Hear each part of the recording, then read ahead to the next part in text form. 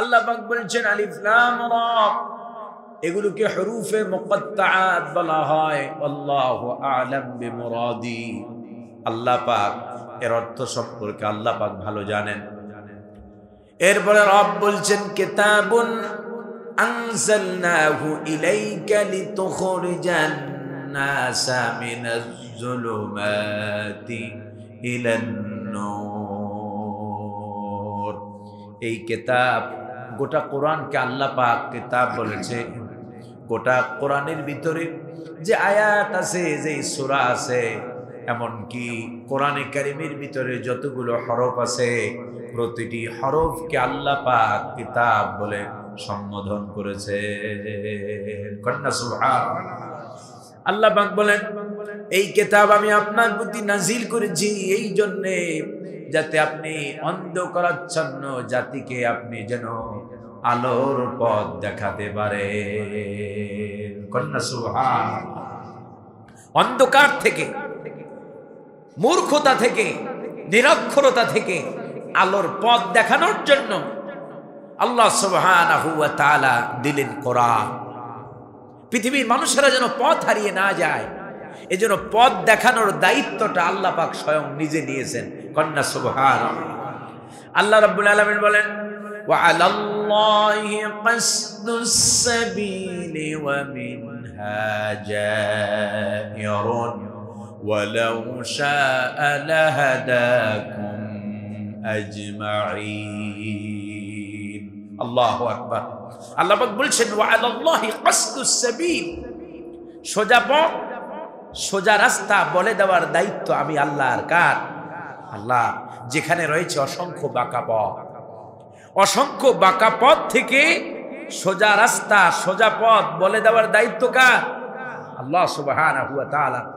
অন্যত্র আল্লাহ রাব্বুল ইজ্জাত ওয়াল জালাল বলছেন ইন্না আলাইনা লাল হুদা, আমার উপরে দায়িত্ব সঠিক রাস্তা দেখিয়ে দেওয়া, সঠিক পথ বাতলে দেওয়া।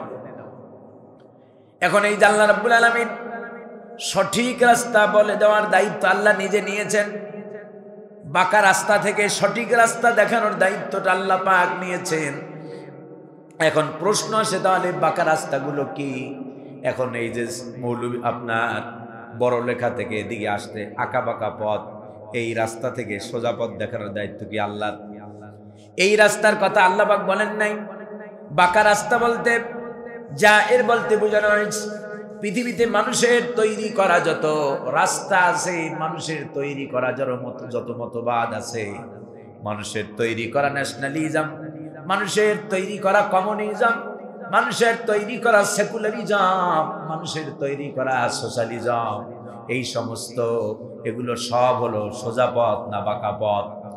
এই সব বাঁকা পথ, এই বাঁকা পথ থেকে সিরাতে মুস্তাকিমের রাস্তা দেখানোর দায়িত্ব আল্লাহ রাব্বুল আলামিন নিজে নিয়েছেন। আমরা প্রতিদিন আল্লাহর কাছে সিরাতে মুস্তাকিম, আমরা আল্লাহর কাছে যাই, ঠিক কি না? নামাজে যখন দাঁড়াই, নামাজের ভিতরে প্রতি রাকাতের ভিতরে আমরা পড়ছি ইহদিনাস সিরাতাল মুস্তাকিম। এই দোয়া আমরা করি কিনা নামাজের ভিতরে? আমার কথার সাথে সাথে জবাব দিয়ে আমরা নামাজে কি পড়ি বলেন? ইহদিনাস সিরাতাল মুস্তাকিম সিরাতাল্লাযীনা আন'আমতা আলাইহিম গায়রিল মাগদুবি আলাইহিম ওয়ালাদ-দাল্লিন। আমিন। এইভাবে আমরা আল্লাহর কাছে দোয়া করি কিনা? এখন এই সিরাতে মুস্তাকিম কি? সিরাতে মুস্তাকিম হলো তাম পৃথিবীর আম্বিয়া আলাইহিমুস সালাম, আল্লাহ রাব্বুল ইজ্জাত ওয়াল জালালের আম্বিয়াগণ, মুরসালিনগণ যেই রাস্তা দেখিয়ে দিয়েছেন, সেই রাস্তার নাম হলো সিরাতে মুস্তাকিম, ঠিক কি না? আল্লাহ রাব্বুল আলামিনের কাছে আমি যদি জিজ্ঞেস করি, বান্দা যদি সওয়াল করে, আল্লাহ রাব্বুল ইজ্জাত ওয়াল জালাল সওয়ালে মুকদ্দমের জবাব আল্লাহ পাক অনেক আগে দিয়ে দিয়েছে। আল্লাহ রাব্বুল আলামিন বলেন ওয়া'বুদুনি হাযা সিরাতুম মুস্তাকিম। গোলাম আমার দাসত্ব করো, আমার বন্দিগি করো, আমার ইবাদত করো। নবীরা যেই ইবাদত তোমাদেরকে শিক্ষা দিয়েছে, নবীরা যেই রাস্তা তোমাদেরকে শিক্ষা দিয়েছে, ওই রাস্তা ওই পথ তোমরা অবলম্বন করো। আর ওই রাস্তাই হচ্ছে হাযা সিরাতুন মুস্তাকিম, ওটি হচ্ছে সরল সোজা পথ, ওটি হচ্ছে সিরাতে মুস্তাকিম। সম্মানিত হাজিরিন, এই সিরাতে মুস্তাকিমের উপরে অবিচল থাকতে হলে, এই সিরাতে মুস্তাকিমের উপরে চলতে হলে শুধু নামাজের ভিতরে দোয়া করলেই হবে না। আপনি নামাজের ভিতরে দোয়া করতেছেন ইহদিনাস সিরাতাল মুস্তাকিম, আর আপনি ন্যাশনালিজমের পিছনে দৌড়ান, কমিউনিজমের পিছনে দৌড়ান, সোশ্যালিজমের পিছনে দৌড়ান, আপনি মানুষের তৈরি করা মতবাদকে জমিনে প্রতিষ্ঠার আন্দোলনের পিছনে দৌড়ান, আর নামাজে দাঁড়ায় এখন ইহদিনাস সিরাতাল মুস্তাকিম। তাহলে আপনার এই চাওয়া আসলে তো আপনি অন্তর থেকে চাচ্ছেন না। চাওয়াটা তখনই আপনার আল্লাহর কাছে গ্রহণযোগ্য হবে যখন আপনার অ্যাক্টিভিটিস, আপনার কর্মকাণ্ড, আপনার যা বলবেন এবং যা করবেন, দুইটায় কর্ম এবং বলার ভিতরে যখন মিল থাকবে, ঠিক কিনা? কিন্তু আমরা যেটা বলি সেটা করি না, আর যেটা করি সেটা বলি। সম্মানিত হাজী, আমাদের কোনো মিল নেই। আমরা যখন নামাজের ভিতরে দাঁড়াই আল্লাহর সামনে, ওই ইহদিনাস সিরাতাল মুস্তাকিমের আগে আমরা আল্লাহর সামনে আমাদের পরিচয় পেশ করি। আমরা বলি ইয়্যাকা না'বুদু ওয়া ইয়্যাকা নাস্তাঈন। আমরা বলি ইয়্যাকা না'বুদু, কেবলমাত্র ইয়্যাকা, কেবলমাত্র শুধুমাত্র, না'বুদু তোমারই দাসত্ব করি। গোলামি করি কার? আসলে কি আল্লাহর গোলামি করি? বাস্তব জীবনে কি আমরা আল্লাহর গোলামি করি? আমাদের দৃষ্টান্তটা হলো এমন, মনে করেন সারা জীবন আপনি সকাল থেকে সন্ধ্যা পর্যন্ত এ পার্টির মিছিলে আপনি যোগদান করে এ পার্টির আপনি স্লোগান দিলেন। সন্ধ্যাবেলা বিকালবেলা আপনি যা গেলেন বি পার্টির, আপনার অফিসে মিষ্টি খাওয়ার জন্য অথবা বিরিয়ানি দেয়, তেহেরি খাওয়ার জন্য। সারাদিন এ পার্টির মিছিলে আপনি যোগদান করে এ পার্টির স্লোগান দিয়ে বি পার্টি সন্ধ্যাবেলা আপনারে বিরিয়ানি খাওয়াবে। আমার কথা বুঝতে আপনাদের কষ্ট হয়? যদি বুঝতে কষ্ট না হয় তাহলে কিছু জবাব তো দিবেন যাতে আমি বুঝতে পারি। সম্মানিত হাজিরিন, তো সারাদিন এ পার্টির পিছনে ঘুরে বিকালবেলা যেমন বি পার্টির বিরিয়ানি কপালে জুটবে না, সারাদিন আল্লাহ বিপরীত মতবাদকে জমিনে প্রতিষ্ঠা করার আন্দোলনে নিজেকে আত্মনিয়োগ করে আখেরাতে আল্লাহর কাছে জান্নাত আশা করা যায়। এটা যেমন বুঝলেন, এই দৃষ্টান্ত যদি বুঝে থাকেন তো আলহামদুলিল্লাহ। এই একটা দৃষ্টান্তই আপনার আমার জীবনের মোড় ঘুরিয়ে দেওয়ার জন্য যথেষ্ট, ঠিক কি না? তৈরি করেছেন কে আমাদেরকে? আল্লাহ সুবহানাহু ওয়া তাআলা। গোলামি করতে হবে কার? আল্লাহ। জমিনে একমাত্র আমার জীবন মরণ, আমার জীবনের অর্থ সম্পদ, কায়িক শারীরিক সমস্ত শক্তি ব্যয় হবে কার রাস্তায়? আল্লাহর রাস্তায়। আমাকে আমার জীবন দিয়েছেন কে? মরণ দিবেন কে? সুতরাং আমার জীবন মরণ যার হাতে, আমার জীবনের মধ্যবর্তী সময়টাও তার রাস্তায় আমাকে দিতে হবে, ঠিক কি না? হাবিজাবি উল্টা পাল্টার পিছনে দৌড়াইয়া মরার সময় তোমার কবরে রাখবে আর বলা হবে বিসমিল্লাহি ওয়া আলা মিল্লাতি রাসূলিল্লাহ। তোমার জীবনের সূচনা লগ্ন থেকে শুরু করে তোমার জীবনের মৃত্যু পর্যন্ত তুমি সারা জীবন মানুষের তৈরি করা মতবাদকে জমিনে প্রতিষ্ঠার পিছনে দৌড়ালে, আর মরার পরে রাসূলুল্লাহ সাল্লাল্লাহু আলাইহি ওয়াসাল্লাম তোমার মরা লাশটা গ্রহণ করবে কোন উদ্দেশ্যে, কোন স্বার্থে? বিসমিল্লাহি ওয়া আলা মিল্লাতি রাসূলিল্লাহ বললেই রাসূলুল্লাহর দলে শোয়া যায়।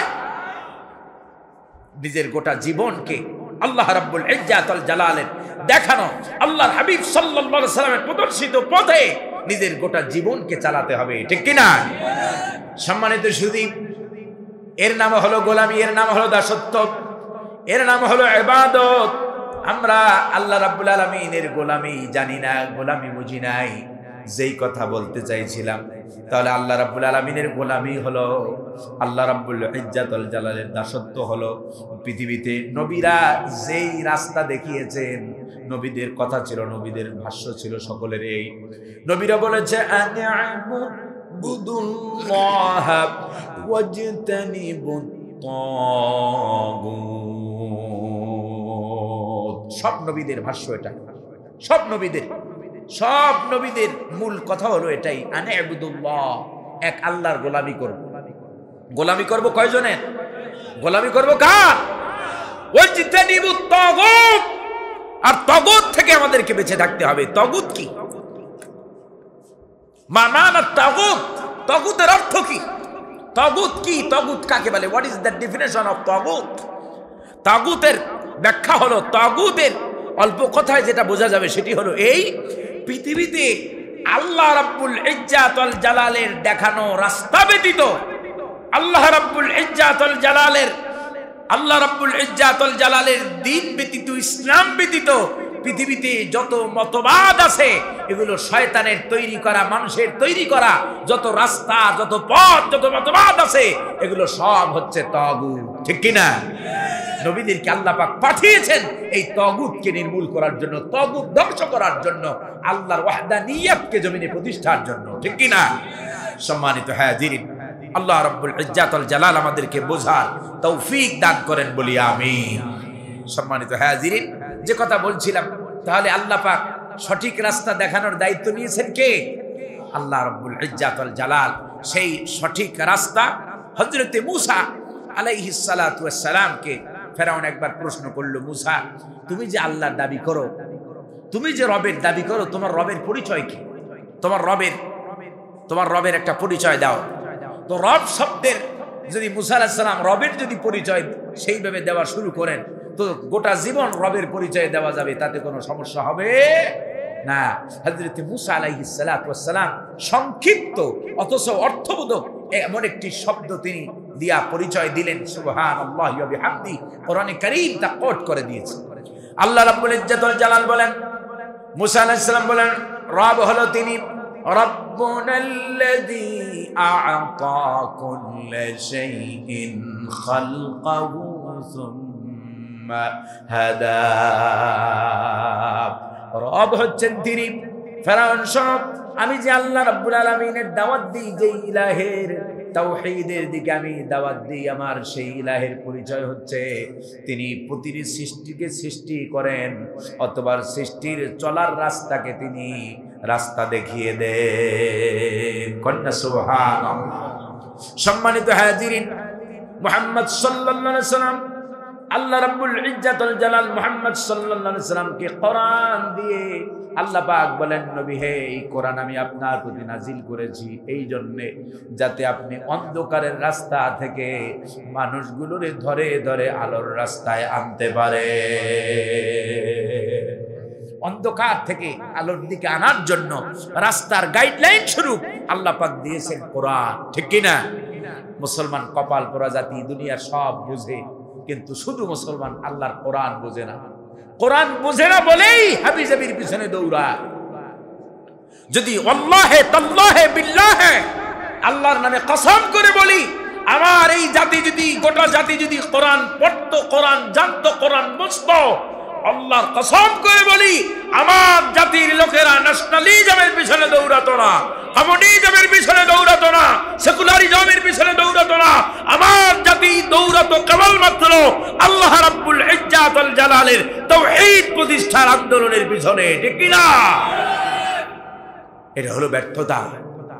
সম্মানিত হাজিরিন, আল্লাহ রাব্বুল ইজ্জাত ওয়াল জালালের এই জন্য কোরআন জানা নফল না ফরজ? কোরআন জানা নফল না ফরজ? কোরআন শিক্ষা করা কি নফল না ফরজ? এটা বুঝছেন যেহেতু আলহামদুলিল্লাহ। অ্যানসার তো আপনারা দিয়েছেন। তো কোরআনে কারীম পড়তে পারেন সহি করে কয়জনে? হাতটা দেখাবেন, একটু হাত দেখাবেন যে কয়জন আল্লাহর কোরআন পড়তে পারেন সহি করে। আল্লাহর কোরআন নিয়ে প্রশ্ন, নামান আলহামদুলিল্লাহ। যে কয়জন পারেন আলহামদুলিল্লাহ।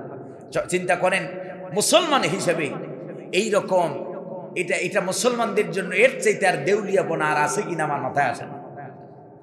আচ্ছা, যারা হাত জাগালেন না, মেজরিটি পারসেন্ট, মাত্র 10-12 জনের হাত এখানে উঠছে যারা কোরআন পড়তে পারে। বাকি যাদের হাত জাগালেন না, আপনারা নামাজ তো পড়েন, নামাজ পড়েন না আপনারা? বাংলা কথা বুঝেন? আপনারা সালাত আদায় করেন কিনা? তো কোরআন ছাড়া নামাজ হয়? লাউ সিদ্দিনা সানাতান, যদি 60 বছর কপাল ধরে ঠেকান আর আল্লাহ রাব্বুল ইজ্জাত ওয়াল জালালের কোরআন না জেনে যদি এইভাবে নামাজ পড়েন আর যদি সেজদা দেন, কাছে বুঝবে? কল্পনাও করা যায় না। ব্যাপারটা হলো এমন, মাছ ধরা বুঝেন? আপনি নদীর কিনারায় অথবা এদিকে কি আছে হাওর বাওর বা বিলে মাছ ধরতে গেছেন, মাছ ধরতে গেছেন, যেই যন্ত্র নিয়ে মাছ ধরে রাখবেন যে পাত্রের ভিতরে বা যেই ব্যাগের ভিতরে, আপনি মাছ ধরে ধরে মাছ রাখতেছেন, কিন্তু আপনার পাত্রের তলা অথবা নিচ, ব্যাগের নিচ হলো ফুটা, যা ধরে রাখতেছেন তা সব কি হয়ে যাচ্ছে? সব নিচ দিয়ে চলে যাচ্ছে। তো ব্যাপারটি হলো কিয়ামতের দিন যায় দেখবেন আমলের খাতা পুরা খালি পড়ে আছে।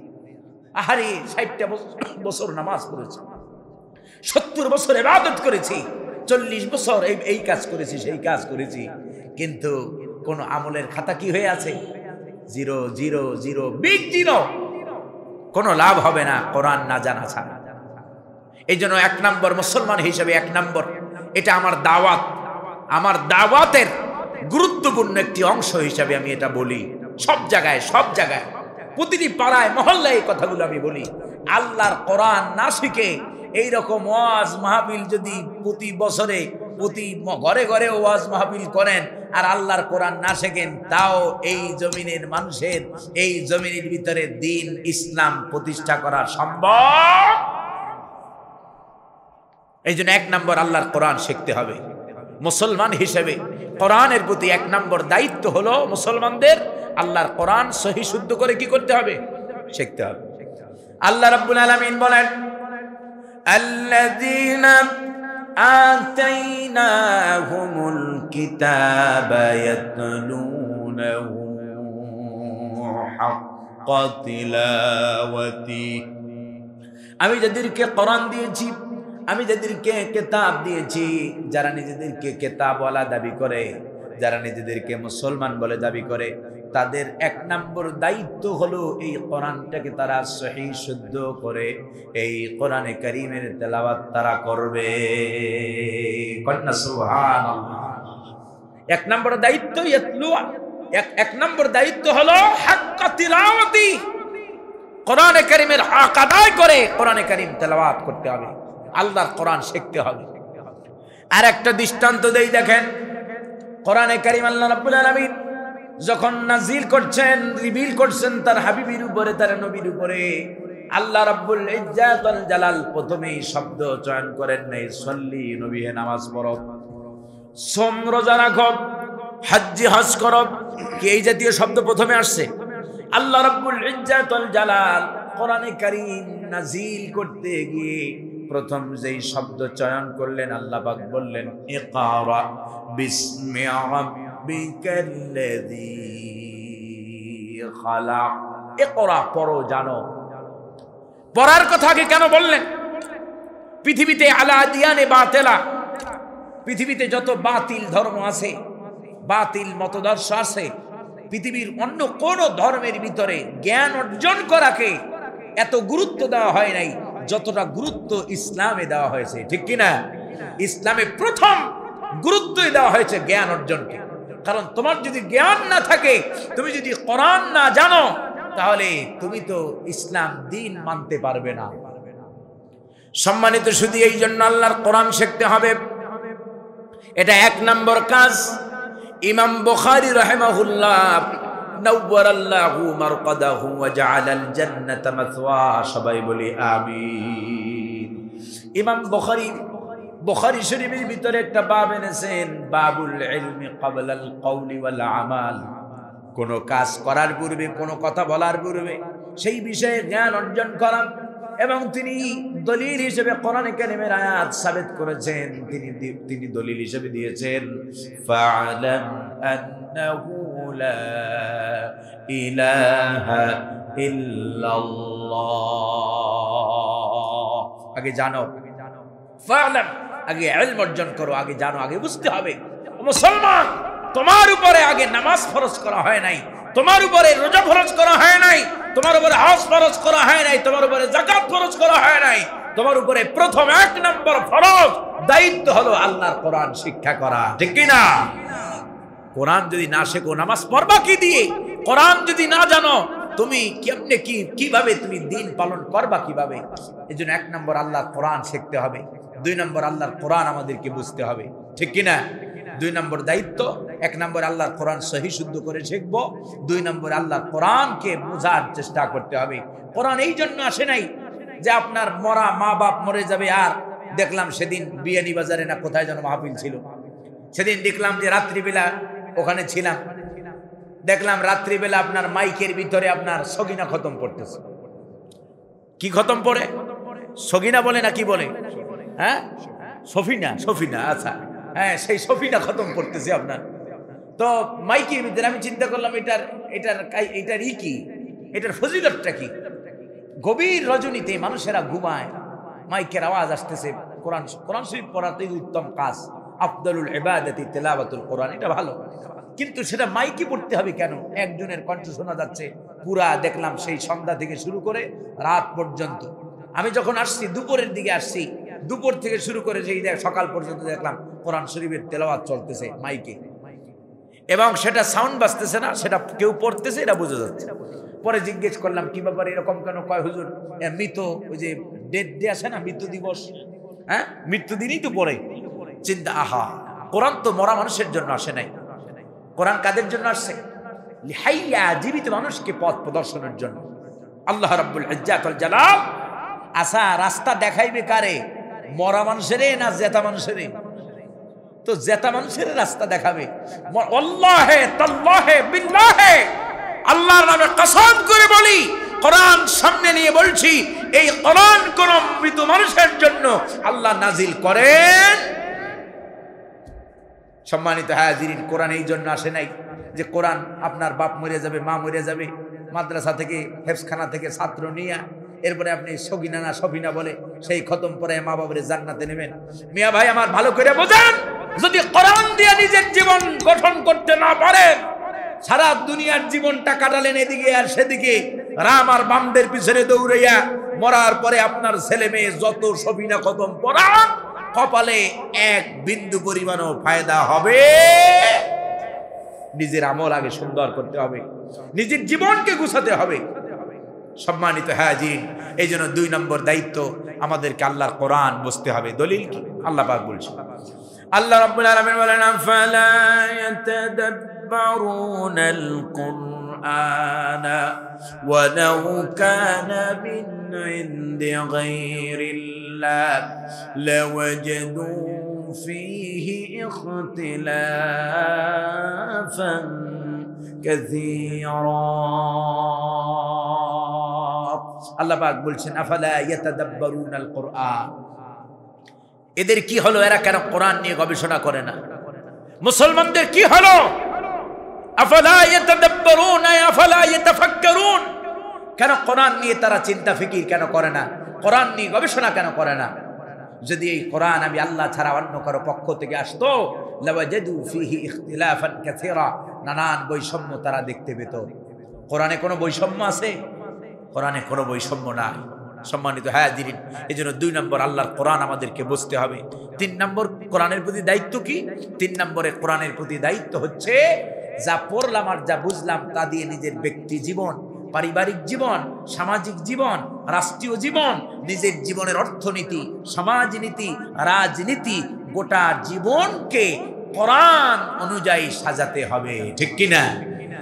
এই 3টা কাজ পৃথিবীর মুসলমানেরা যদি করে, শুধু আমার দেশের মানুষ নয়, পৃথিবীর মুসলমানেরা যদি, তামাম পৃথিবীর মুসলমানরা যদি কোরআন পড়ে, কোরআন বুঝে, আবার কোরআনের হালালকে হালাল বলে মানে, হারামকে হারাম বলে মেনে প্রত্যাখ্যান যদি করে, কোরআনের রাজনীতিকে যদি নিজেদের জীবনের রাজনীতি বানায়, কোরআনের অর্থনীতিকে যদি নিজেদের জীবনের অর্থনীতি হিসেবে গ্রহণ করতে পারে, কোরআনের দেওয়া সমাজনীতিকে যদি নিজেদের জীবনের সমাজনীতি হিসেবে গ্রহণ করতে পারে, আল্লাহ রাব্বুল আলামিন কোরআনে কারীমের ভিতরে বলেন, ফামান তাবিআ হুদায়া ফালা খাউফুন আলাইহিম ওয়ালা হুম ইয়াহজানুন। আল্লাহু আকবার।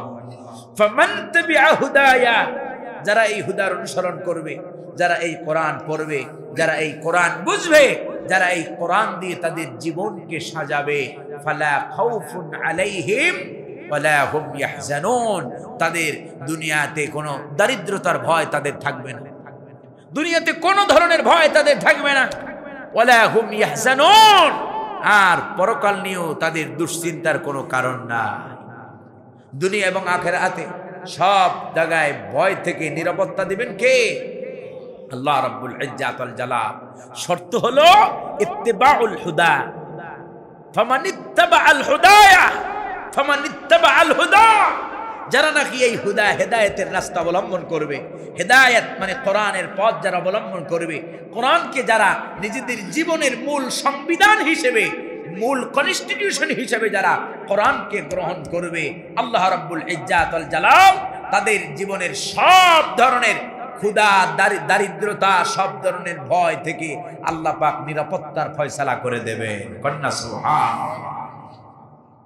সম্মানিত হাজিরিন, এই জন্য আজ পৃথিবীর মুসলমানেরা পৃথিবীর বিভিন্ন রাষ্ট্রে, গতকালকে বলছিলাম সিরাজগঞ্জে, গতকাল বলছিলাম যে মুসলমানদের দেশগুলোর এরকম দারিদ্রতার কারণে আমেরিকার সাহায্য নিতে হবে,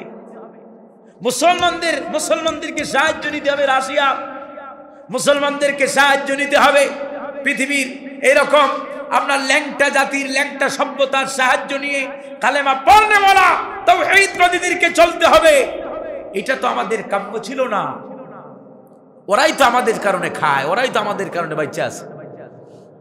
হাদিস শোনাচ্ছি, শোনেন।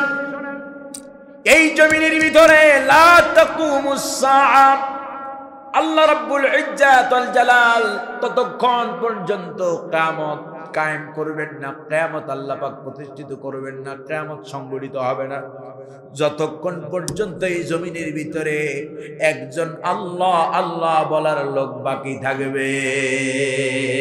কন্যা সুবহানাল্লাহ। তার মানে হলো পৃথিবীর আজ ইহুদিরা, খ্রিস্টানেরা, মাজুসিরা এরা খায় মুসলমানদের কারণে, এরা পরে মুসলমানদের কারণে, এরা অক্সিজেন নেয় মুসলমানদের কারণে, এরা পৃথিবীতে এত সুন্দর ভোগবিলাসের জীবন যাপন করতেছে, একমাত্র কারণ হলো তাওহীদবাদীরা। ঠিক কিনা? যেদিন এই জমিনে তাওহীদবাদীরা, তাওহীদ ওয়ালাদেরকে খুঁজে পাওয়া যাবে না, সেদিন আল্লাহ রাব্বুল আলামিন কিয়ামত সংঘটিত করে দিবে। ঠিক কিনা? সম্মানিত হাজিরিন, তাহলে আজ মুসলমানদেরকে বাতিলদের দ্বারস্থ কেন হতে হলো?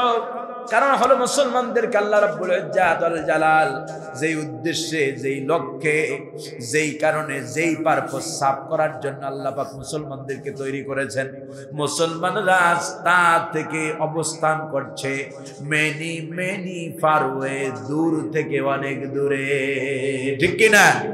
আমরা পৃথিবীর মুসলমানেরা আল্লাহ রাব্বুল আলামিনের দাসত্ব থেকে, আল্লাহর গোলামির জিনজির থেকে আমরা বেরিয়ে যাওয়ার কারণে আজ পৃথিবীতে আমরা, আজ তামাম পৃথিবীর মুসলমানরা আজ মারাত্মক অবস্থার ভিতরে, আজ তামাম পৃথিবীর মুসলমানরা আজ লাঞ্ছনা গঞ্জনকার জীবন যাপন করছে। ঠিক কিনা? আল্লাহ রাব্বুল ইজ্জাত ওয়াল জালাল কোরআনে কারীমের ছোট্ট একটা সূরার ভিতরে, আপনার আমার সবারই জানা আছে, আল্লাহ পাক সূরা কুরাইশের ভিতরে বলছেন, কুরাইশদেরকে উদ্দেশ্য করে আল্লাহ পাক বলেন, ফালইয়াবুদু রাব্ব হাযাল বাইতিল্লাযী আত'আমাহুম মিন জু'আ ওয়া আমানাহুম মিন খাউফ। আল্লাহ পাক বলছেন ফালইয়াবুদু রাব্ব হাযাল বাইত। কুরাইশদেরকে আল্লাহ পাক যেন আদর করে বলছেন, ও কুরাইশরা, এই ঘরের মনিবের গোলামি করো। কোন ঘর? বাইতুল্লাহর। কোন ঘর? বাইতুল্লাহর, কাবার মালিকের গোলামি করো, দাসত্ব করো। যদি গোলামি পুঙ্খানুপুঙ্খ করতে পারো, তাহলে আল্লাযী আত'আমাহুম মিন জু'ইন, খোদার সময় তিনি তোমাদের রিজিকের ব্যবস্থা করে দেবেন। কন্যা সুবহানাল্লাহ। ওয়া আমানাহুম মিন খাউফ, সব ধরনের ভয় থেকে তিনি নিরাপত্তার ব্যবস্থা করবেন। পৃথিবীর মুসলমানরা যদি আজ আল্লাহ রাব্বুল ইজ্জাত ওয়াল জালালের দাসত্ব করার মতো যদি করত, আল্লাহর গোলামি আল্লাহ পাক যেইভাবে করতে বলেছেন সেইভাবে যদি মুসলমানরা আল্লাহর গোলামি করত, তাহলে পৃথিবীর মুসলমানদের আজ এরকম করুণ অবস্থা হতো না। আজ সোমালিয়ার মুসলমানরা গুরু রাস্তাঘাটে কিভাবে মারা যাচ্ছে, পৃথিবীর মুসলমানদের কি অবস্থা, Iraq, Chechnya, Bosnia, Algeria, Albania, Lebanon, Sudan, Jordan, এরপরে আপনার সুরিয়ার দিকে তাকান, মুসলমানদের কি করুণ অবস্থা। আজ মুসলমানদেরকে ওরা সেই আপনার কি বলে, সেই ইউএন এর মাধ্যমে ওরা মুসলমানদেরকে আর্থ সহায়তা দিয়ে মুসলমানদেরকে হেল্প করছে। আজ এই যে দেখেন, বেশি দূর যাওয়া লাগবে না, আমাদের নিয়ারেস্ট কান্ট্রি মিয়ানমার থেকে যে মুসলমানদেরকে তারা দিল, আরাকানের মুসলমানদের, এদের এরকম অবস্থা হলো কেন? কেন এদের মাতৃভূমিকে ছাড়তে হলো কেন? এই আরাকানের মুসলমানেরা এই আরাকানকে শাসন করেছে, অথচ এই আরাকানের মুসলমানেরা তারা শাসন ক্ষমতা পেয়ে মুসলমানরা তাদের নিজেদের অস্তিত্ব, নিজেদের কাজ কর্মকে তারা বেমালুম ভুলে গিয়েছে, আল্লাহর গোলামি থেকে নিজেদেরকে বের করে নিয়েছে। যার কারণে আল্লাহ রাব্বুল ইজ্জাত ওয়াল জালাল যারা আল্লাহর দাসত্বের জিনজির থেকে নিজেদেরকে বের করে নেয়, এই আরাকানের ভিতরে মানুষগুলো যখন এদেরই খোঁজেন, এরা যখন নানান ধরনের পাপ কাজের সাথে লিপ্ত হলো, আল্লাহ রাব্বুল ইজ্জাত ওয়াল জালাল জিন্নতি দিয়া আল্লাহ পাক নিজ দেশ থেকে আল্লাহ পাক বের করে দিলেন। সম্মানিত হাজিরিন, এরকম বলে পাপ করে একজনে, ভোগে 10 জনে। আজ মুসলমানের আমি চিন্তা করি, আপনার আমার সমাজ ব্যবস্থা কি? আল্লাহর গোলামি কয়জনই করি, আল্লাহর দাসত্ব কয়জনই করি? মেজরিটি পার্সেন্টই আল্লাহর নাফরমানি করি, ঠিক কি না? যদি জিজ্ঞেস করি ফজরের নামাজ কয়জনে পড়েছেন জামাতের সাথে, হাত বেশি উঠবে না কম উঠবে? ওই যে কোরআন পড়ার মতো আমি হাত জায়গায় আর আপনাদেরকে লজ্জা দেব না। অথচ আল্লাহর হাবিব সাল্লাল্লাহু আলাইহি ওয়াসাল্লাম বলছেন, মান সাল্লাল ফাজরা বিল জামাআ ফাহুয়া ফি যিম্মাতিল্লাহ, যে ব্যক্তি ফজরের নামাজ জামাতের সাথে আদায় করে সে ব্যক্তি আল্লাহর জিম্মায় চলে যায়। কন্না সুবহানাল্লাহ। যে ব্যক্তি আল্লাহর জিম্মায় থাকে তার রিজিকের অভাব হয়। যে ব্যক্তি আল্লাহর জিম্মায় থাকে তার তার তার তার শরীরের ভিতরে কোনো জীবাণু ঢোকে, তার কোনো ভয় থাকে? সম্মানিত হাজিরিন, যার দায়িত্ব আল্লাহ পাক নিজে নেন, তার কোনো ভয় থাকার কথা। তাহলে আমাদের অবস্থা কেন খারাপ হলো? আমরা আল্লাহর গোলামি করি না, আল্লাহর দাসত্ব করি না। আল্লাহর গোলামি করার জন্যই তো আল্লাহ পাক আপনাকে আমাকে বানিয়েছেন, ঠিক কি না? সম্মানিত হাজিরিন, একটু চিন্তা করেন, আপনার আমার চর্মচক্ষুরা যতদূর পর্যন্ত যায়, একটু যদি মাথা খাটান, একটুখানি যদি চিন্তা করেন, আল্লাহ রাব্বুল আলামিন বলেন, খালাকালাকুম মা ফিল আরদি জামিআ, পৃথিবীতে যা কিছু আছে, খালাকালাকুম মা ফিল আরদি জামিআ, পৃথিবীতে যা কিছু আছে সবকিছু আমি আল্লাহ পাক তোমাদের জন্য তৈরি করেছি। কন্না সুবহানাল্লাহ। সবকিছু কাদের জন্য তৈরি করেছেন?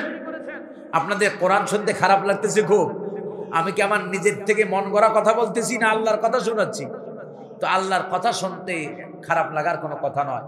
আমার কাছে পরিবেশটা আশ্চর্য মনে হলো, এত সুন্দর একটা মাহফিল, আমাদেরকে এত অল্প মানুষের মধ্যে আমাদেরকে ঢাকা থেকে আনার দরকার কি ছিল? সম্মানিত হাজিরিন, আল্লাহ রাব্বুল ইজ্জাত ওয়াল জালাল, আমরা সব জায়গায় আল্লাহ রাব্বুল ইজ্জাত ওয়াল জালালের গোলামি থেকে নিজেদেরকে বের করে নিয়েছি।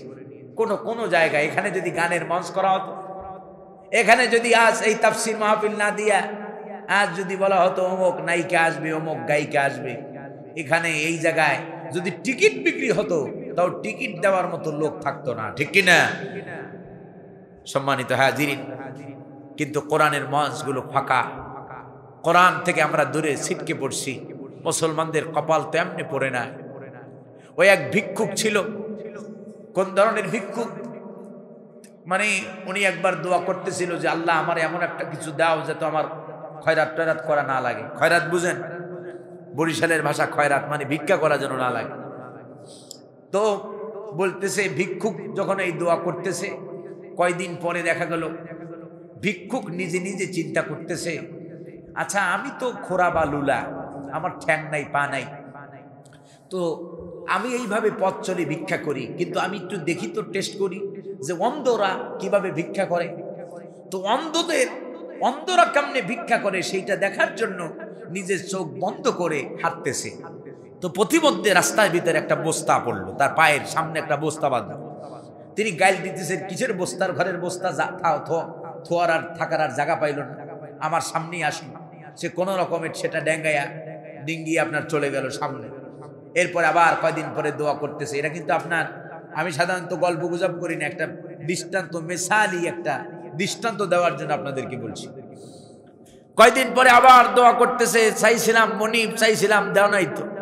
আওয়াজ আসলো, তোমাকে যেখানে দেওয়া হয়েছিল সেখানে তুমি অন্ধের ভূমিকা পালন করেছো, যেখানে তোমার কল্যাণ রাখা হয়েছিল, যেখানে তোমার মুক্তি রাখা হয়েছিল, সেখানে তুমি অন্ধ কেমনে চলে সেই জায়গা, অন্য কোথাও তোমার অন্ধ সাজার মতো কি হয় নাই, তুমি জায়গা মতো যাই অন্ধ সাজ্য। পৃথিবীর তাম পৃথিবীর মুসলমানদের কল্যাণ, তাম পৃথিবীর মুসলমানদের শান্তি আর নিরাপত্তার রাস্তা আল্লাহ পাক যেখানে দেখিয়েছেন, পৃথিবীর মুসলমানরা সব জানে, সব বোঝে, কিন্তু শুধুমাত্র সেই জায়গায় অন্ধের ভূমিকা পালন করে। ঠিক কি না? পরিবার কেমনে চালাতে হয়, ইনকাম কেমনে করতে হয়, ফ্রান্সে থাকবে না ইউকে থাকবে না জার্মানে থাকবে না আমেরিকায় যাবে না অস্ট্রেলিয়ায় যাবে না অস্ট্রেলিয়ায় যাবে না কানাডায় যাবে, কোথায় যাবে তুমি সব বুঝলা। এরপরে তোমার মানে কত নদী পাহাড় পর্বত পাড়ি দিয়ে তুমি বিদেশে চলে গেলা তোমার পরিবারে ইনকাম করার জন্য, কিন্তু তোমার বদনসিব, তোমার কপালে কোরআনের মতো একখানা কিতাব বোঝার মতো তোমার ক্ষমতা হইল না। ঠিক কি না? মুসলমানরা ওয়াজ মাহফিল হয়, এখানে কত মানুষ আশেপাশে আড্ডা দিতেছে, অমুক করতেছে, তমুক করতেছে, কিন্তু কোরআনের মঞ্চগুলো খালি হয়ে পড়ে আছে।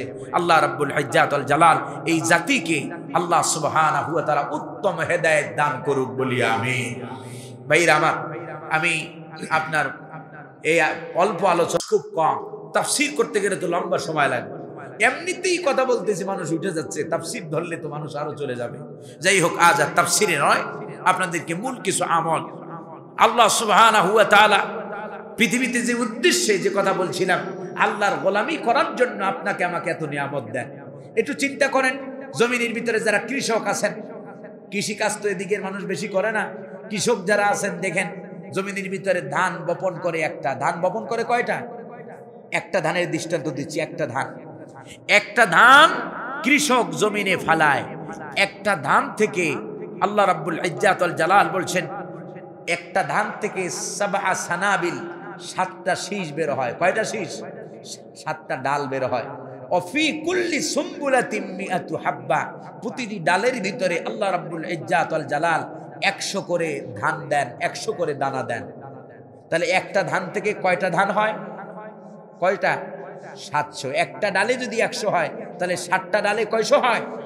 আল্লাহ পাক বলেন এখানেই শেষ নয়, আল্লাহু ইউদাআফু লিমান ইয়াশা, যাকে ইচ্ছা আমি আল্লাহ পাক আরো বাড়ায়া দেই। কন্না সুবহানাল্লাহ। ও মানুষ, একটা ধান থেকে 700 ধান গজায়া তোমার আমার রব তোমারে আমারে খাওয়াইয়া পড়াইয়া মানুষ করলো। উদ্দেশ্য কি? খামাখা তোমারে খাওয়াইছে? আফাহাসিবতুম আন্নামা খালাকনাকুম আবাসাও ওয়া আন্নাকুম ইলাইনা লা তুরজাউন। ও মানুষ, এমনি তোমরা মনে করছো যে আমি তোমাদেরকে এমনি তৈরি করেছি? আন্নামা খালাকনাকুম আবাসা, তোমাদেরকে কোনো উদ্দেশ্য ছাড়া আমি তৈরি করেছি। এমন ভাবে জীবন যাপন করছো, মনে করতেছে তোমাদেরকে কি আমার কাছে আসতে হবে না, আমাদেরকে আল্লাহর কাছে ফিরে যাইতে হবে না? হবে না? সম্মানিত হাজিরিন, তাহলে কেন চিন্তা করলেন না? একটা ধান থেকে 700 ধান গজায়া যে আল্লাহ রাব্বুল আলামিন আপনারে আমারে খাওয়ালেন, সেই আল্লাহর গোলামি বাদ দিয়া কেমনে মানুষ হইয়া মানুষের গোলামি করি? আল্লাহ রাব্বুল আলামিন বলেন, মা খালাকাতুল জিন্না ওয়াল ইনসা ইল্লা লিয়াবুদুন মা উরিদু মিনকুম মির রিজক ওয়া মা উরিদু আন ইউতঈমুন। আল্লাহ রাব্বুল আলামিন বলেন, আমি মানুষ আর জিনকে তৈরি করেছি কেবলমাত্র আমি আল্লাহর গোলামি করার জন্য। আমি আল্লাহর দাসত্ব করার জন্য, আমি আল্লাহর বান্দিগি করার জন্য। ও মানুষ, আমি তো তোমাদের কাছে রিজিক চাই না, আমি তোমাদের কাছে এটাও চাই না যে তোমরা আমারে খাওয়াও, বরং আমি আল্লাহ রাব্বুল আলামিন আমি তোমাদেরকে খাওয়াই। কন্যা সুবহানাল্লাহ। আল্লাহ পাক বলেন, ওয়া মা উমিরু ইল্লা লিয়াবুদুল্লাহ মুখলিসিনা লাহুদ্দীন। আল্লাহ রাব্বুল আলামিন বলেন, ওয়া মা উমিরু, তোমাদের কোনো ডিউটি নাই, তোমাদের কোনো কাজ নাই, তোমাদেরকে কোনো আদেশ করা হয় নাই, তোমাদেরকে একটা মাত্র কাজ দেওয়া হয়েছে, একটা মাত্র ডিউটি দেওয়া হয়েছে, একটা মাত্র আদেশ করা হয়েছে। তোমরা, আমি আল্লাহ রাব্বুল আলামিন জমিন থেকে তোমাদের জন্য আনজালাস সামা মিনাস সামাই মাআন ফাআহইয়া বিহিল আরদা বাদা মাউতিহা, আকাশ থেকে পানি পাঠাই, আর সেই পানি দিয়ে আমি মৃত জমিনগুলোকে সজীব করে দেই। সেই সজীব জমিনের ভিতরে ফসল ফলাই আমি আল্লাহ রাব্বুল আলামিন একটা থেকে 700 দিয়ে আমি আল্লাহ পাক তোমাদেরকে খাওয়াই। খাওয়ানোর কারণ, উদ্দেশ্য হলো একটাই, লিয়াবুদুল্লাহ মুখলিসিনা লাহুদ্দীন, একনিষ্ঠভাবে, নিরেটলি, নির্বেজাল ভাবে কেবলমাত্র আমি আল্লাহর গোলামি করবা। ঠিক কিনা? আমরা আল্লাহ রাব্বুল আলামিনের কাছে ওই যে শুরুতে আবার যাই, আমরা বলতেছি ইয়াকা নাবুদু ওয়া ইয়াকা নাস্তাঈন, কেবলমাত্র তোমারই গোলামি করি আর তোমার কাছে সাহায্য চাই। এই জন্য গোলামি হতে হবে কেবলমাত্র কার? ওয়া ক্বাদা রাব্বুকা আল্লা তা'বুদু ইল্লা ইয়াহু। আল্লাহ রাব্বুল আলামিন বলেন, তোমার রব চূড়ান্ত সিদ্ধান্ত গ্রহণ করেছেন, চূড়ান্ত ফয়সালা নিয়েছেন, একমাত্র আমি আল্লাহ ছাড়া অন্য কারো গোলামি, অন্য কারো বন্দেগি চলবে না। গোলামি করব কার? একমাত্র গোলামি, একমাত্র দাসত্ব, একমাত্র বন্দেগি করতে হবে আল্লাহ রাব্বুল আলামিনের। যদি গোলামি করার মতো করতে পারি, আল্লাহর সামনে মাথাটা যদি ঝুঁকায় দিতে পারি, আল্লাহ রাব্বুল আলামিন যেইভাবে গোলামি করার কথা বলেছেন সেইভাবে যদি আমি আপনি পুঙ্খানুপুঙ্খ গোলামি করতে পারি, দুনিয়ার মানুষের সব ধরনের পেরেশানি থেকে মুক্তি দিবেন যিনি, তিনি কে? ওয়ালাউ আন্না আহলাল কুরা আমানু ওয়াত্তাকাউ লাফাতাহনা আলাইহিম বারাকাতিম মিনাস সামাই ওয়াল আরদ।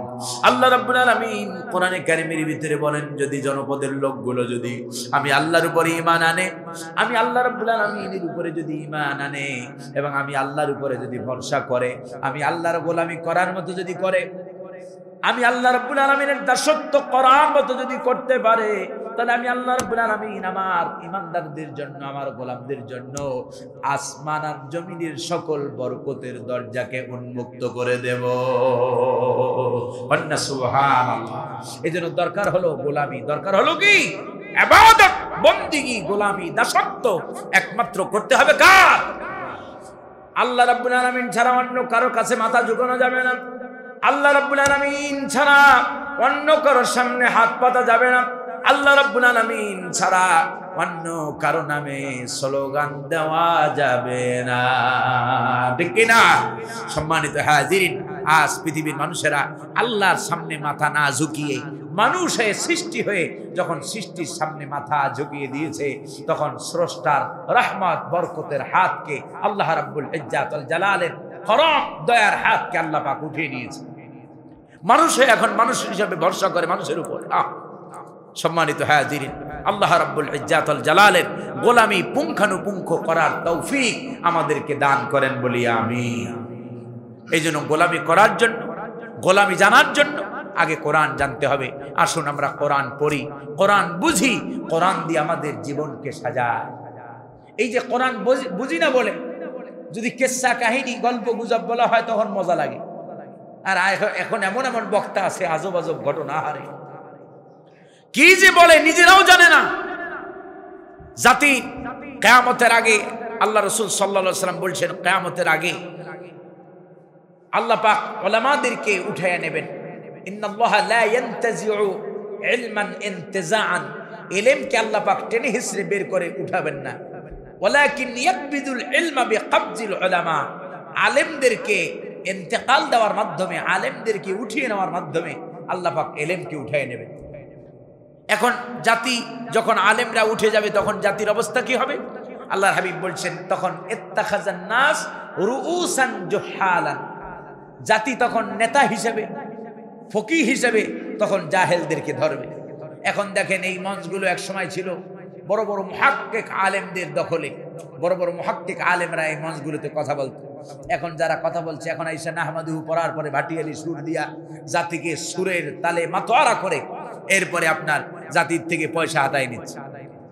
এমন এমন এখন এমন এমন অবস্থা, ধর্মের কথা যারা বলে। দুই একদিন আগে দেখলাম একজন পীর সাহেব বলছেন, একজন পীর সাহেব বাংলাদেশের তথাকথিত হক দাবিদার একজন পীর সাহেব, তিনি বলছেন ফেসবুকে দেখলাম কিছুদিন আগে যে যদি এই মুহূর্তে যদি কোরআন নাজিল হইতো তাহলে নাকি তার বাবার নাম কোরআনের মধ্যে থাকতো। যারা আলেম তো এখানে নাই, কিন্তু একটুখানি বুঝেন আল্লাহ পাক আলিমুল গায়েব, ঠিক কিনা? সামনে পিছনে কি হয়েছে, এখন কি হবে, হচ্ছে, সামনে কি হবে তা আল্লাহ জানেন না, জানেন না? কত বড় গাদ্দার, কত বড় শয়তান, পীর নামের কত বড় কলঙ্ক। আবার শায়েখ দাবি করে, সে বলতেছে যে মানে যদি কোরআন এখন নাজিল হইতো তাহলে আব্দুল কাদের জেলানি এবং তার বাপের নাম আরো কয়েকজনের নাম বলে যে এখন নাজিল, এইবারে এখন কোরআন নাজিল হইলে তাদের নাম থাকতো। অথচ এদের পিছনে এদের মুরিদের অভাব নেই। গতকালকে না তার আগের দিন আবার দেখলাম তিনি আবার বলতেছেন, অথচ এই ব্যাপারে কোনো ওলামাদের ফতুয়া নাই। ওলামাদের ফতুয়া হলো কোন ব্যাপারে? ফতুয়া হলো আদনানের মতো একটা ছেলে, জেনারেল ছেলে, কোরআনের ময়দানে আসছে, কথা বলতেছে, সে যদি কোনো কথা বলতে গিয়ে মিস্টেকও হয় তাহলে তারে নিয়ে সবাই চেপে ধরা হয়, ঠিক কিনা? ফতুয়া হলো মিজানুর রহমান আজহারীর ব্যাপারে, ফতুয়া হলো অন্য অন্যদের ব্যাপারে, কিন্তু ওনার মতো জাহেল পীর হাজারো মানুষকে গোমরাহ করতেছে। গতকালকে বলতেছি ইমাম বুখারী রাহমাতুল্লাহ আলাইহি নাকি স্বপ্নে দেখছে রাসূলুল্লাহ সাল্লাল্লাহু আলাইহি সাল্লামকে, নাকি রাসূলুল্লাহ সাল্লাল্লাহু আলাইহি সাল্লামের গায়ে নাকি মশামাছি পড়তেছিল, নাউযুবিল্লাহি মিন যালিক। এই রকম কোন বর্ণনা কোন হাদিসের ভিতরে কোথাও নাই যে রাসূলুল্লাহর গায়ে একটা মশা পড়েছে, রাসূলুল্লাহর গায়ে মাছি পড়েছে। এই সাহস মাছির হবে কোথা দিয়ে?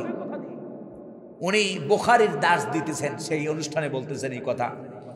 কিসের দাস দিতেছেন? বুখারী, অথচ ইবারত পড়তে জানে না একজন পীর। উনি বলতেছেন, যারা দেখেন মিডিয়ার ভিতরে দেখবেন আপনারা, উনি বলতেছেন যে ইমাম বুখারী নাকি তখন রাসূলুল্লাহ সাল্লাল্লাহু আলাইহি সাল্লামকে হাত পাখা দিয়া বাতাস দিতেছিল। সেই হাত পাখা সত্য মিথ্যার পার্থক্যকারী কি? কোরআন। সত্য মিথ্যার পার্থক্যের নাম কি? কোরআন। কোরআনের নাম ফুরকান। আল্লাহ পাক বাইনাল হাক্কি ওয়াল বাতিল, সত্য মিথ্যার পার্থক্যকারী একমাত্র বিধান হলো কোরআন। উনি বলতেছেন হাত পাখা নাকি সত্য মিথ্যার পার্থক্যকারী। আপনি রাজনীতি করবেন, রাজনীতি করতে গিয়ে এত নোংরা, এত নিচে কেমনে নামতে পারেন? কোরআনের ব্যাপারে আপনার যেমন তেমন কথা, আবার আপনি আপনার দলের একটা প্রতীক, নির্বাচনের একটা প্রতীক, সেই প্রতীক নিয়ে আপনি রসুলুল্লাহর গায়ে থেকে মশামাছি খেদাইছে হাত পাখা দিয়ে ইমাম বুখারী। এইরকম আলতু ফালতু কথা বলার সাহস আপনি কিভাবে হয় আপনার? এই জমিনে কি আলেম কম আছে নাকি? এই জাতি এদেরকে পীর হিসাবে নিতেছে, জাতি এদেরকে ফকিহ হিসাবে নিতেছে। আর এরা কি করবে? রাসূলুল্লাহ বলেছেন ফাফতু বিগাইরি ইলমিন ফাদাল্লু ওয়া আদিল্লু। এরা ফতুয়া দিয়া নিজেরাও গোমরাহ হবে, জাতিকেও গোমরাহ করতেছে। আল্লাহ রাব্বুল ইজ্জাত ওয়াল জালাল এই রকম মোরগ মার্কা পীর থেকে গোটা জাতিকে আল্লাহ হেফাজত করুক বলি আমিন। সম্মানিত হাজিরিন, আজ আর লম্বা আলোচনা নয়, যেই কথাগুলো বলেছি আল্লাহর গোলামির ব্যাপারে, আসুন সবাই মিলে প্রথমে তো একটা অনুরোধ থাকবে, যারা কোরআন পড়তে পারি না কোরআনের জন্য ভর্তি হয়ে যান। আগামী কাল থেকে কোরআনের ছাত্র হয়ে যান, কোরআনের ছাত্র হন। আমি গ্যারান্টি দিয়ে গেলাম, এখন থেকে শুরু করে 3টা মাস কোরআনের পিছনে সময় দেন। যদি কোরআনে কারীম অবশ্যই আল্লাহ পাক বলছেন ওয়ালাকাদ ইয়াসসারনাল কুরআনা লিযিকরি ফাহাল মিন মুদ্দাকির।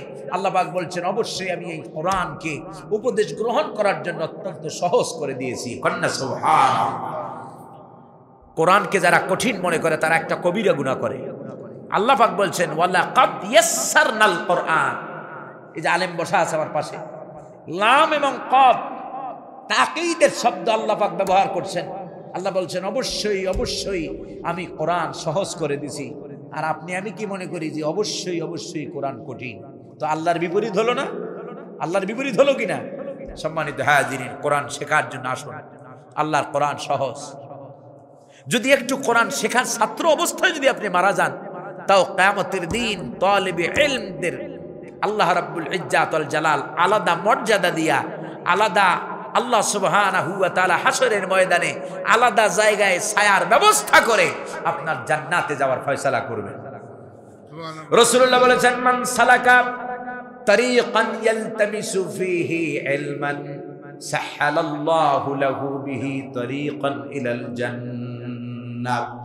যে ব্যক্তি জ্ঞান অর্জনের জন্য, কোরআনের ইলম অর্জনের জন্য যে ব্যক্তি পথ চলে, আল্লাহ রাব্বুল আলামিনের হাবিব বলেন আল্লাহ পাক তার জন্য জান্নাতের পথকে সহজ করে দেয়। কন্যা সুবহানাল্লাহ।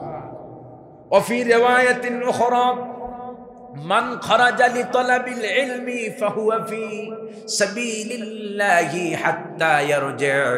রাসূলুল্লাহ বলেন যে ব্যক্তি জ্ঞান অর্জনের জন্য রাস্তায় বের হয়, খুরুজ হয়, আল্লাহ রাব্বুল আলামিনের হাবিব বলেন যতক্ষণ পর্যন্ত এই লোকটা জ্ঞান অর্জন করে ঘরে ফিরে না আসে, ততক্ষণ পর্যন্ত এই লোকটা যেন আল্লাহর রাস্তায় থাকে। সম্মানিত সুধী, কোরআনে কারীম শেখার জন্য নিজেদের ভিতরে আগ্রহ পয়দা করেন। মসজিদের ইমামের কাছে বসে যান, মুয়াজ্জিনের কাছে বসে যান, বলেন ইমাম সাহেব জীবনের উপরে জুলুম করেছি, জীবনের উপরে অন্যায় করেছি, দুনিয়ার সব শিখলাম, আল্লাহর কোরআন শিখতে পারলাম না, আল্লাহর কোরআন শিখলাম না, দয়া করে কোরআন শেখার ব্যবস্থা করেন। আল্লাহ রাব্বুল ইজ্জাত ওয়াল জালালের কোরআন শেখার জন্য আপনি যদি একটু মুজাহাদা করেন, একটু চেষ্টা করেন, আল্লাহ রাব্বুল আলামিন আপনাকে তার কালাম শিক্ষা দিয়ে দেবে। ইন্নাল্লাযীনা জাহাদু ফীনা লানাহদিয়ান্নাহুম সুবুলানা। আল্লাহকে জানার জন্য, আল্লাহর দিকে আসার জন্য যারা প্রচেষ্টা চালায়, আল্লাহ রাব্বুল ইজ্জাত ওয়াল জালাল তাদের জন্য রাস্তাকে সহজ করে দেয়। কন্যা সুবহানাল্লাহ। ওয়া কানা হাক্কান আলাইনা নাসরুল মুমিনিন। ইমানদাররা কোনো ভালো কাজের দিকে আগালে সাহায্য করাটা আল্লাহ পাক বলতেছেন আমি আল্লাহর উপরে ওয়াজিব হয়ে যায়। কন্যা সুবহানাল্লাহ। এই জন্য ভাইয়ের আমার, বাবাজিরা আমার, যারা আল্লাহর কোরআন পড়তে বড় কষ্ট পেলাম, দুঃখ পেলাম যে মাত্র এই এত অল্প মানুষের ভিতরে, যতজনই মানুষ হয় মাত্র এই কয়েকজন মানুষ আমরা কোরআন পড়তে পারি। আল্লাহ পাক আমাদেরকে কোরআন শেখার তৌফিক দান করেন বলি আমিন। মরণের আগে, ইন্তেকালের আগে যেন আল্লাহ কোরআনটা যেন সহি শুদ্ধ করে শিখে আল্লাহ পাক যেন আমাদের কাছে মালাকুল মাউত পাঠান বলি আমিন। ভাইরা আমার, কোরআন শেখা ছাড়া আমাদের নাজাতের কোনো ফয়সালা হবে না, হবে না, হবে না। কেউ কি পারবেন হাতিনি মিসালান ওয়াহিদা, একটা দৃষ্টান্ত আমাকে দিতে যে সাহাবায়ে কেরাম রিদওয়ানুল্লাহি তাআলা আলাইহিম আজমাইন কোরআন না শিখেই জান্নাতে চলে গেছে? সাহাবায়ে কেরাম কোরআন নাজিল যখন হয়েছে, সাহাবায়ে কেরাম রিদওয়ানুল্লাহি তাআলা আলাইহিম আজমাইন নিজেরা কোরআন শিখেছেন, কোরআন পড়েছেন, কোরআনের প্রতিটি আয়াতের আমল দিয়ে নিজেদের জীবন গঠন করেছেন। এরপরে আল্লাহর পক্ষ থেকে সার্টিফিকেট পেয়েছে রাদিয়াল্লাহু আনহুম ওয়া রাদু। সম্মানিত হাজিরিন, এজন্য আল্লাহর কোরআনের পিছনে সময় দেন, অন্তত বেশি লাগবে না, দৈনিক 1 ঘন্টা সময় দেন। 24 ঘন্টা তো আল্লাহ পাক আপনাকে দিয়েছেন, এই 24 ঘন্টা সময়ের ভিতরে 1 ঘন্টা সময় আপনি কোরআনের পিছনে দেন। এই ওয়াদা কি আমরা করতে পারবো? এই ওয়াদা আমরা করতে পারবো কি? কোরআন বোঝার জন্য, কোরআন শেখার জন্য। যারা কোরআন পড়তে পারি তারা কোরআন বোঝার চেষ্টা করবেন, প্রতিদিন অর্থসহ কোরআন পড়বেন, প্রতিদিন অন্তত একটা আয়াত হলেও অর্থসহ তরজমা তাফসীর পড়ার চেষ্টা করবেন। তাফসীর পড়বেন ফি জিলালিল কোরআন, তাফসীর পড়বেন, বাংলা এগুলো পাওয়া যায়। তাফসীর পড়বেন তাফহিমুল কোরআন, তাফসীর পড়বেন মাআরিফুল কোরআন, তাফসীর পড়বেন বায়ানুল কোরআন, তাফসীর পড়বেন রুহুল বায়ান, তাফসীর পড়বেন আপনি আপনারা তো পারবেন না, যাই হোক যেগুলো বাংলা আছে সেগুলোর কথা বললাম। আল্লাহ রাব্বুল ইজ্জাত ওয়াল জালাল আমাদের সকলকে কোরআন এবং সুন্নাহ ভিত্তিক জীবন পরিচালনার তৌফিক আল্লাহ পাক দান করেন, আমিন।